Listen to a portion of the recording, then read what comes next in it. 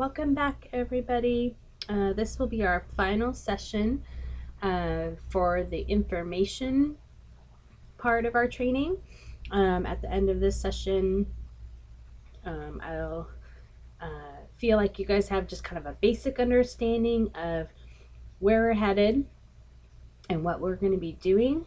And then we'll get into some more specific trainings on very specific topics following this.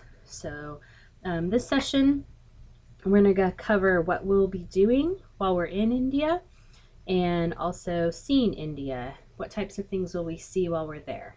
So let's go ahead and get started. So, what will we do? Obviously, we will be doing some Bible lessons, and we will have a specific curriculum that we will follow. And I have decided that we are going to put on a winter camp for the kids. So it'll be July, but we're going to pretend like it's winter and do everything cold and snow. And we'll have some really fun activities that we'll be able to do involving that. So different types of snow games and snowflakes and snowmen and scarves and hats and mittens and all kinds of really fun things. I know that you'll find it really exciting. I'm in the process of kind of trying to pare down the curriculum that I have to kind of figure out what exactly we'll be teaching on. But I know that you guys will find it fun, and we'll come up with all kinds of really great ideas of crafts and games to do along with it. So as we get that all pulled together, I'll go ahead and ask different people what they want to be involved in, and if teaching one of the Bible lessons is something that you would be interested in, and you can just let me know that. And I'll provide you with a story that's already written, but then you can take that and you can either use it exactly the way it is, or you can make it your own and change things up. But there'll always be a good starting point. So I want everybody to be involved as much as possible. So it'll just be, finding those areas that you get excited about and would love to help out with. So this picture here, we were teaching a lesson on God giving us the tools that we need in life. And you can see the kids are blowing bubbles. This was kind of an object lesson. They were given the things of bubbles without the wands, and they were having a really hard time blowing the bubbles until they got their wands. And so they were learning how, God gives us the tools that, to do the things that He wants us to do. So it was really fun. You can tell they're really enjoying their bubbles, as you can see. Games. We play lots of games with these kids. One of the, getting to know kids, you get to know them best through play. And so we try to have lots of fun with them. We try to laugh a lot with them, because then when we go to those Bible stories and we're talking about tough things, or really deep things, talking about heaven, talking about having a faith in God, we've already made this relationship with them through laughing and having fun and enjoying one another, and they're more likely to really hear those messages from us. This is one of my favorite pictures. If you look at the faces in this picture, not just the ones that are really close, but even the ones that are far away, these kids are having fun. This is the first time they had ever done a three-legged race. And these two in the front are the two older boys at the home, and as you can see, they're cheating. Yes, they have nothing tying their leg together, and they actually ended up, right after this picture was taken, falling and losing. So it was really funny. We all had a really great laugh about it, but we will play lots of games and have a lot of fun. Crafts. I often don't use the name craft when I'm talking about what we're going to do with the kids, because here in the States, we have kind of an idea of what that means. We do a lot of like pre-packaged crafts for our kids. We make sure that all of our crafts will match the story that we're telling. really our main goal with this time with the kids is to give them the opportunity to be creative. We found that giving them those opportunities to really be creative opens up their brains and allows them to open up even more to us. There's a whole study on art therapy and how healthy that is for kids, and we have found that to be extremely true in our trips. So we try to make sure that any craft or art, as I like to use the word, opportunity that we give the kids is very open ended as far as they get to create it, they get to come up with a creative element of it. We don't use like those foam sticker packages very often. Um, this activity that they're doing here, the kids, we were doing an around the world curriculum with them. And so we were in France on this day, and they were learning about how people in France do still art. So they were doing watercolors. We actually had like a bowl of fruit set up, and they were drawing the bowl of fruit and taking their watercolors and painting over their drawings, and it was great. So we'll come up with all kinds of really fun, creative ideas where these kids will get to express themselves through art. Sometimes we even try to bring that into our Bible stories if we're talking about kind of a tough subject for them, to get them to be able to express those things they're feeling inside that they can't put words to yet. Some of these kids, they don't know those words yet, but they can draw a picture that will explain a lot about what's going on inside of them. So we try to give them all kinds of fun opportunities to do that. Projects. Our number one goal is to just to be with these kids, build relationships, um, because we're really there for them. But there is occasions where we have projects that need to happen, and so one of the things that we've been talking about is the possibility of maybe doing some painting at one of the homes, and I'm not sure if that will align up with our team or not, or one of my other teams. But as we get closer, I'll let you guys know what we're going to be doing. Um, but if there is a project that needs to be worked on, we'll definitely help out there. But we don't go just to swing a hammer. We go to really be with these kids, and then the projects are kind of secondary. If they're there and they're needed, then absolutely, let's get them done while we're there. So we can always be prepared for that. Tell our stories. This is a picture of my daughter Kaylin, and she's giving her testimony to the kids about her health and her growth disorder that she lives with, and telling the kids about what a struggle it's been to be sick a lot and not grow and not have any answers for that. And to still try to live a normal life of going to school and being an athlete, and how difficult that's been to her. And then she also, told them about, what she did during those times and how her faith was strengthened and how she's found that God has created her uniquely and how He's using that uniqueness in her life to draw other people in and to be able to tell her story. So anytime that we can tell our stories to these kids, it's so good for them to hear. They really truly feel like because we live in the United States, we have no problems. We live perfect lives. We don't struggle.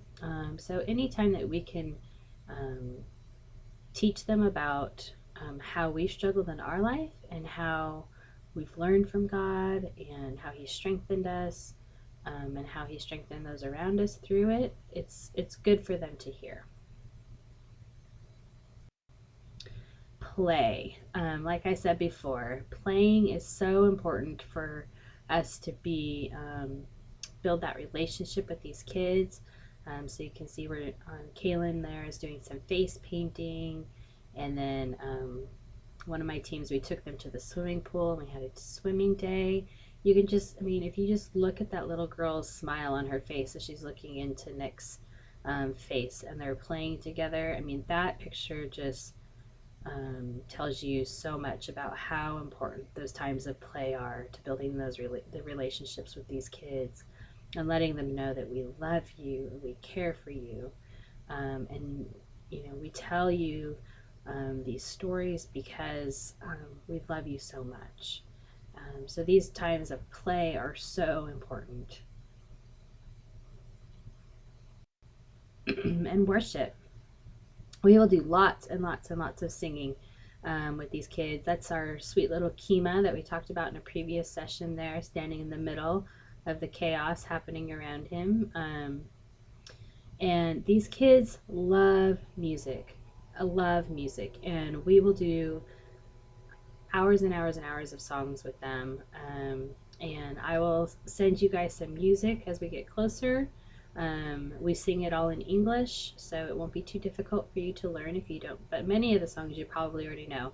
And by the time we get there, these kids will already all know the hand motions to it, and they'll be able to teach you if you don't know them. So, no fear there. Let's see, what else? Seeing India. So, we're going to get to see lots of different areas of India, which is really exciting because we're going to be in Delhi and also in Aizwal. You're going to get to see very vast different cultures, um, a, a slower paced life versus the craziness of the city life of India. Um, here is a picture of Delhi, and this is in one of the slums, and this is a family. You'll notice that India life happens outside the walls of home. They don't have large homes, so everything happens out on the streets. So people are in community out there, services happen out there. Um, in this picture of Delhi, you'll notice also that people dress differently. So you'll see lots of the traditional saris, and the men mostly wear Western clothing, but every once in a while you'll see men in also very traditional Indian clothing in Delhi.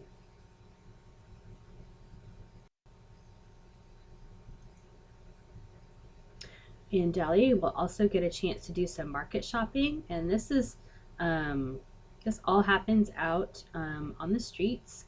There are some different shops that we go to, but mostly it looks just like this, where merchants will set up on the sidewalk and we'll walk along and look at different products. Lots of scarves are available and purses, all kinds of different things for your home. Um, Wooden carvings, glass, pretty much anything that you can think of we'll be able to find in Delhi when we do our market shopping day. And like I said before, life happens out on the streets, and so we see a lot of this type of scenario where these kids here are playing a game out on the street. Um, you'll see people getting their hair cut down on the streets, um, and pretty much anything that you can think of that can happen outdoors does happen outdoors because of the limited amount of space that they have inside. And so it makes for learning about their culture a lot easier as long as you keep your eyes open and are really watching what's happening around you. You can learn a lot about their culture and meet some pretty great friends too, because these are the opportunities where we get to stop and chat with these little kids and learn their names and maybe even leave them with a piece of candy or something. So make them smile that day. And we're going to be really blessed if we get to take a trip out to the Taj Mahal on this trip.